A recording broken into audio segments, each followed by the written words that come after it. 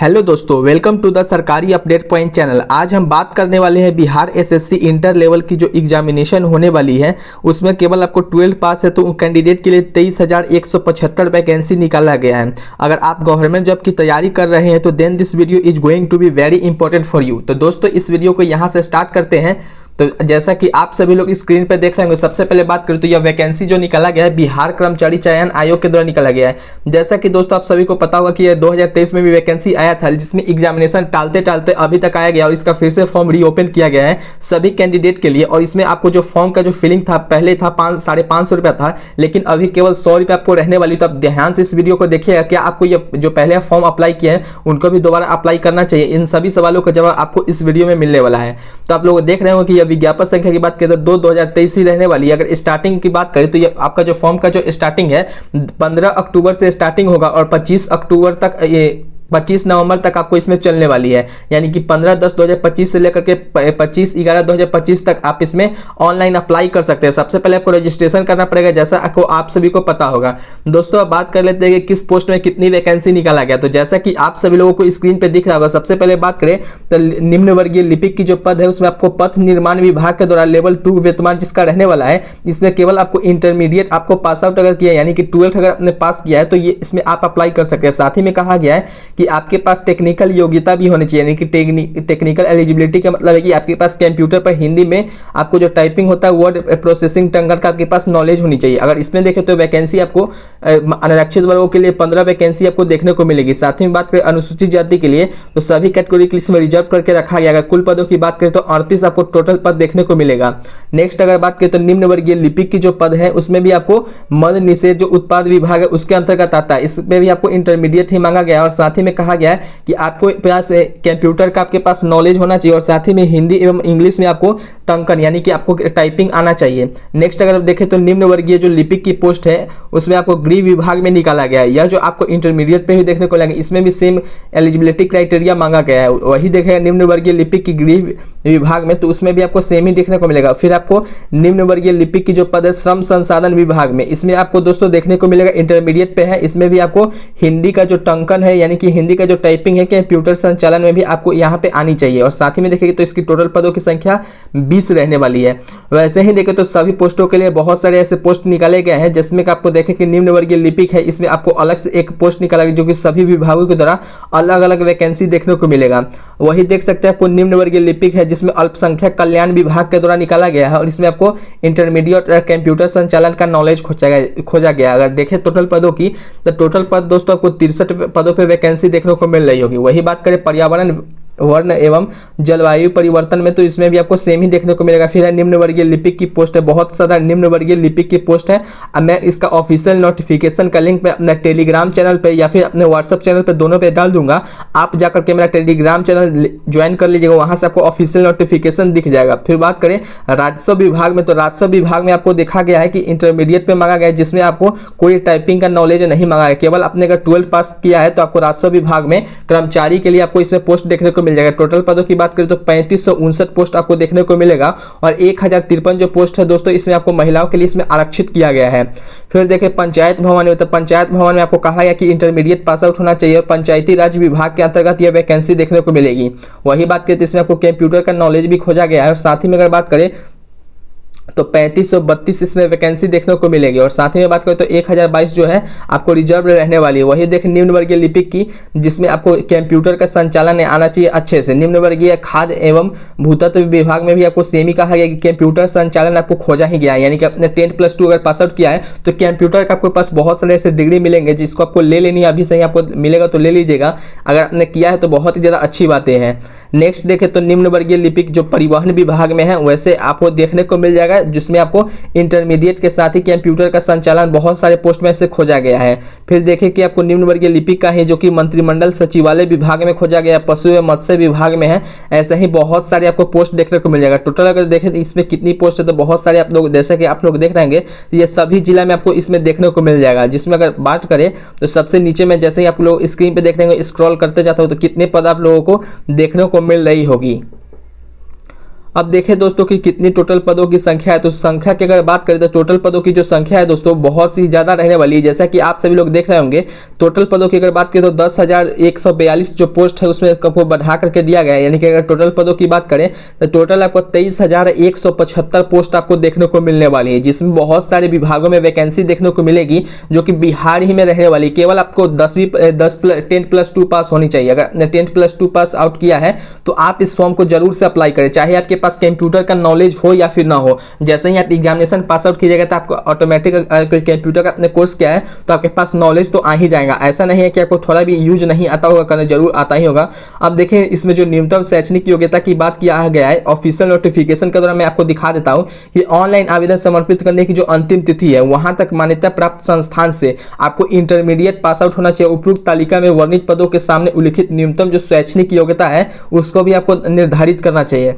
आरक्षण की बात करें तो आरक्षण का जो लेवल है उसमें केवल आपको बिहार राज्य के जो मूल निवासी है उन्हीं को आरक्षण का दावा मिलने वाला है। दोस्तों एक बात और बता देना चाहता हूं कि इसमें ऑल स्टेट से, इंडिया के जितने भी स्टेट हैं सभी स्टेट से आपको इसमें अप्लाई कर सकते हैं, इसलिए आप इसमें जरूर अप्लाई करें। लेकिन आपको एज रिलैक्सेशन या फिर कोई भी रिलैक्सेशन जो इंडिया से स्टेट जो बिहार स्टेट से बाहर के रहेंगे उनके लिए कोई भी आरक्षण इसमें दावा नहीं कर सकते हैं। और साथ ही में बात करें तो जो आरक्षण का जो दावा करेंगे उसको बिहार का मूल निवासी प्रमाण पत्र भी खोजा गया। जैसा कि आपको जाति प्रमाण पत्र रहना चाहिए और स्थायी मूल प्रमाण पत्र रहना चाहिए। अनुसूचित जाति के हैं या फिर अनुसूचित जनजाति के हैं तो आपको एनसीएल लेवल जो कि बिहार लेवल में आता है उसमें आपको ले लेना है। और जो ईबीसी कैटेगरी के यानी कि पिछड़ा वर्ग है उनके लिए क्रीमिलियर रहित आपको इसमें प्रमाण पत्र खोजा गया है, यानी कि डोमिसाइल वाला आप यहां से बनवा लीजिएगा जाति प्रमाण पत्र और स्थायी निवास प्रमाण पत्र। नेक्स्ट अगर बात करें दोस्तों तो नेक्स्ट जो आपका रहने वाली है, अब दोस्तों बात करें उम्र सीमा की, तो दोस्तों उम्र सीमा 1 अगस्त 2025 तक आपकी जो उम्र सीमा खोजी गई है वो 23/1/2006 से आपको पहले नहीं बाद में नहीं होनी चाहिए। और अगर बात करें तो 7/1/2016 के अनुसार उम्र सीमा निम्नलिखित रहने वाली जो कि 18 वर्ष न्यूनतम शैक्षणिक योग्यता खोजा गया, न्यूनतम जो आयु सीमा है वो आपको 18 साल खोजा गया। अगर आप 18 साल के हैं, आपने अगर इंटरमीडिएट पास आउट किया है तो आप इस फॉर्म के लिए एप्लीकेबल है। अगर बात करें मैक्सिमम आयु की तो मैक्सिमम जो इसका एज है सभी कैटेगरी के लिए अलग अलग रखा गया है। जैसा कि आप सभी लोग स्क्रीन पे देख रहे होंगे, अगर अनारक्षित वर्गों की बात करें जो मेल कैटेगरी में आते हैं यानी कि अनरिजर्व कैटेगरी के जो मेल है यानी कि पुरुष है उनके लिए 37 वर्ष आपको एज रिलैक्सेशन रखा गया जो कि मैक्सिमम है। और वही पिछड़ा वर्ग एवं अत्यंत पिछड़ा वर्ग की बात करें मेल एंड फीमेल दोनों कैटेगरी के लिए तो मेल एंड फीमेल दोनों कैटेगरी के लिए 40 इयर्स का आपको एज रिलैक्सेशन देखने को मिलती है। अनारक्षित वर्ग के महिलाओं के लिए देखिए अनरिजर्व कैटेगरी के लिए फीमेल कैटेगरी के लिए तो 40 इयर्स का आपको एज रिलैक्सेशन है। और यानी कि एससी एंड एसटी कैटेगरी के लिए देखें तो मेल एंड फीमेल दोनों के लिए आपको 42 इयर्स का एज रिलैक्सेशन देखने को मिल जाएगी। बाकी अगर बात करें सभी कोटि के जो दिव्यांग अभ्यर्थी है दोस्तों उनके लिए 10 साल का आपको एक्स्ट्रा इसमें एज रिलैक्सेशन देखने को मिलेगा, यानी कि 52 इयर्स तक का इसमें आपको देखने को मिल जाएगा एज रिलैक्सेशन। अब बात करें दोस्तों परीक्षा शुल्क की, तो दोस्तों इसका परीक्षा शुल्क बहुत ही ज्यादा कम रखा गया है, यानी कि मात्र आपको 100 रुपये आपको इसमें पे आउट करने हैं। अगर आप इसमें 100 रुपये पे आउट करते हैं तो आपको इसमें परीक्षा फॉर्म आप अप्लाई कर सकते हैं। और साथ ही में बात करें ये सभी कैटेगरी के लिए, चाहे आप जनरल कैटेगरी के हो या फिर बिहार के रहने वाले हो या फिर बिहार से बाहर के रहने वाले हो, सभी कैटेगरी के लिए एससी एसटी ईबीसी ओबीसी सभी कैटेगरी के लिए मात्र 100 रुपये में फॉर्म फिलिंग के लिए इसमें निकाला गया है। इसमें आपको बहुत ही ज्यादा कम है। अब बात करें परीक्षा की जो प्रकृति रहने वाली, साथ ही में बात करें तो वस्तुनिष्ठ प्रश्न आपको देखने को मिलते हैं। जैसा कि आप सभी लोगों को पता होगा कि इसमें आपको जो भी क्वेश्चन देखने को मिलेंगे 5 गुना इसमें आपको छात्र भी इसमें बैठाए जाएंगे। जैसे कि आपको प्री का एग्जामिनेशन होगा, अगर प्री का एग्जामिनेशन में 5 गुना छात्र को इसमें एक्स्ट्रा बैठाया पास आउट करने के बाद बैठाया जाएगा मेंस के लिए। यानी कि अगर आप क्लियर करते हैं प्री का एग्जामिनेशन तो आपको मेंस के लिए इसमें बैठाया जाएगा, नहीं तो आपको इसमें फेल भी घोषित कर दिया जाएगा। जैसे कि बात करें कि प्रारंभिक परीक्षा में आपको कौन कौन से लेवल से आपको एग्जामिनेशन होने वाले, तो सामान्य अध्ययन से आपको क्वेश्चन पूछे जाएंगे, सामान्य विज्ञान एवं गणित से प्रश्न रहने वाले, और मानसिक क्षमता यानी कि comprehension logic reasoning mental ability से भी आपको प्रश्न देखने को मिलेंगे जो कि बहुविकल्पीय प्रश्न होंगे, जिसमें आपको कुल प्रश्नों की संख्या 150 रहने वाली है। वही बात करें तो आपको प्रत्येक सही उत्तर के लिए 4 अंक मिलेगा, और अगर आप गलत करते हैं तो आपको नेगेटिव मार्किंग 1 अंक का रखा गया, यानी कि 1 घंटा काटा जाएगा। और टाइमिंग एग्जामिनेशन के लिए आपको 2 घंटा 15 मिनट को देखने को मिलेगी। और बात करें बिहार कर्मचारी चयन आयोग में, तो इसमें आपको 3 खंडों में एग्जामिनेशन देखने को मिलेगी, जो कि सामान्य विज्ञान गणित का होगा और सामान्य अध्ययन का इसमें होगा।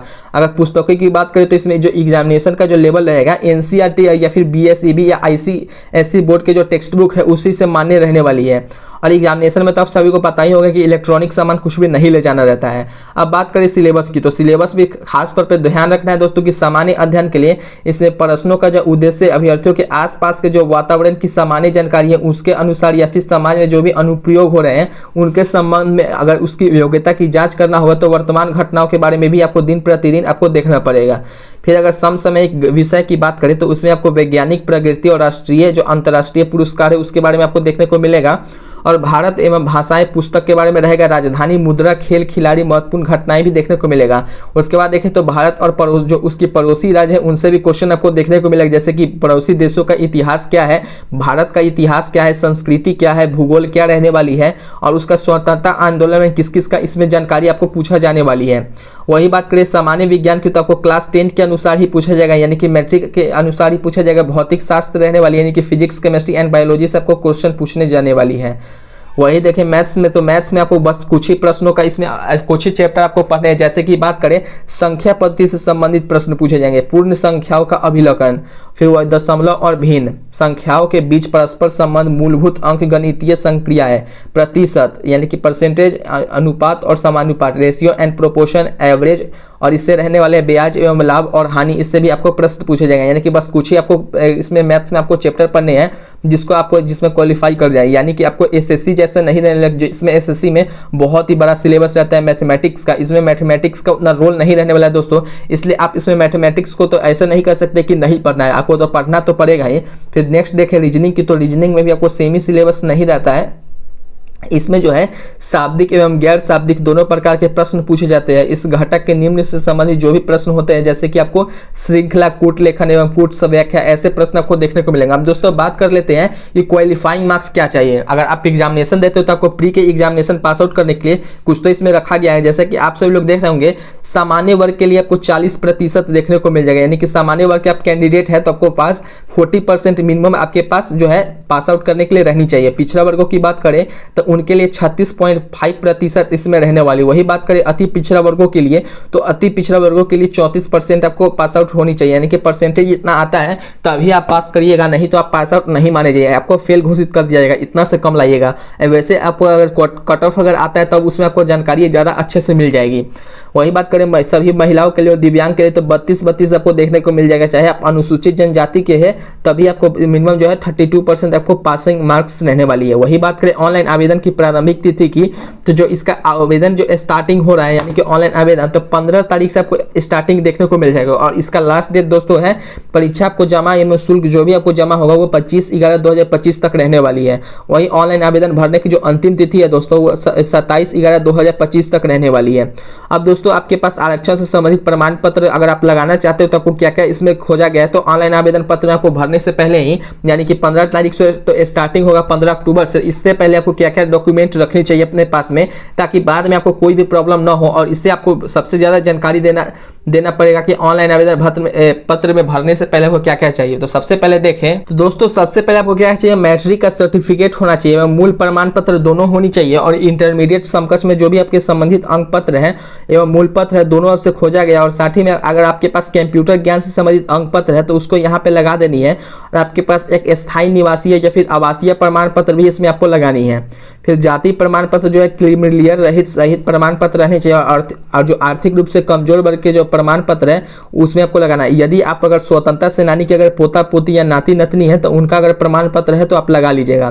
फिर अगर आप दिव्यांग है तो आपको संबंधित प्रमाण पत्र लगाने लगे। विहित प्रपत्र में संविदा नियोजन संबंधित अगर अनुभव प्रमाण पत्र है तो वो भी आप लगा लीजिएगा। एवं अधिकतम उम्र में जो भी आपको सीमा छूट में चाहिए तो आप संबंधित जो भी प्रमाण पत्र मैंने बताया उसको आपको यहाँ पे लगा लेनी है। उसके बाद अनापत्ति प्रमाण पत्र अगर आपके पास है तो लगाइएगा, अन्यथा आप नहीं भी लगा सकते। अब अधिकतम उम्र में छूट है तो आपको पता चल गया होगा कि क्या क्या करना है। सबसे पहले आपको क्या करना है, आवेदन करने के लिए दोस्तों आवेदन करने के लिए आपको https://bssc.bihar.gov.in पे जाना है, जो कि बिहार एसएससी का ऑफिशियल वेबसाइट है। अब दोस्तों इसमें आपको जो माता पिता का नाम होगा या डेट ऑफ बर्थ होगा, मैट्रिक के जो आपके पास सर्टिफिकेट होगा उसी के अनुसार देना है, यानी कि आधार कार्ड में कुछ भी हो आपको उससे मतलब नहीं है। जो मैट्रिक के जो सर्टिफिकेट होगा उसी के आधार पे आपको इसमें देनी है। अब दोस्तों अंतिम तिथि में अगर बात करें तो अंतिम तिथि जो इसका रहने वाला है 15/10/2025 तक तो रहना ही वाला है, लेकिन 27/11/2025 तक आपको रात्रि में 11:59 बजे तक सर्वर टाइम अगर लेट होता है तो इसमें आपको डेट बढ़ाया भी जा सकता है, इसलिए आपको ध्यान में रख करके चलना है। लेकिन आपको फॉर्म इसमें ध्यान से भरनी है ताकि आपका फॉर्म रिजेक्ट ना हो। तो दोस्तों यही थी कंप्लीट इन्फॉर्मेशन बिहार एसएससी नई भर्ती 2025 के बारे में। लेकिन दोस्तों याद रखिए अप्लाई करने से पहले सभी डिटेल्स को ऑफिशियल नोटिफिकेशन से जरूर वेरीफाई कर लीजिएगा। अगर आपको ये वीडियो इन्फॉर्मेटिव लगी हो तो लाइक शेयर एंड कमेंट करना ना भूलें और द सरकारी अपडेट पॉइंट चैनल को सब्सक्राइब जरूर करें। हमारा टारगेट है दोस्तों कि 10 अक्टूबर से पहले 5000 सब्सक्राइबर, और इसमें आपकी एक छोटी सी सपोर्ट बहुत ही बड़ा जरूरी जिससे डिफरेंस ला सकती है। और एक बात और बताना चाहता हूँ कि हमारे चैनल पर लगभग 2400 प्लस सब्सक्राइबर हो गए हैं, यानी कि अगर बात करें तो हमारे चैनल पर 2400 प्लस सब्सक्राइबर कंप्लीट हो चुके हैं। इसलिए आप सभी लोग ऐसा ही सपोर्ट करते रहिए, तो बहुत ही जल्द हमारे चैनल पर 5000 सब्सक्राइबर भी देखने को मिल जाएंगे।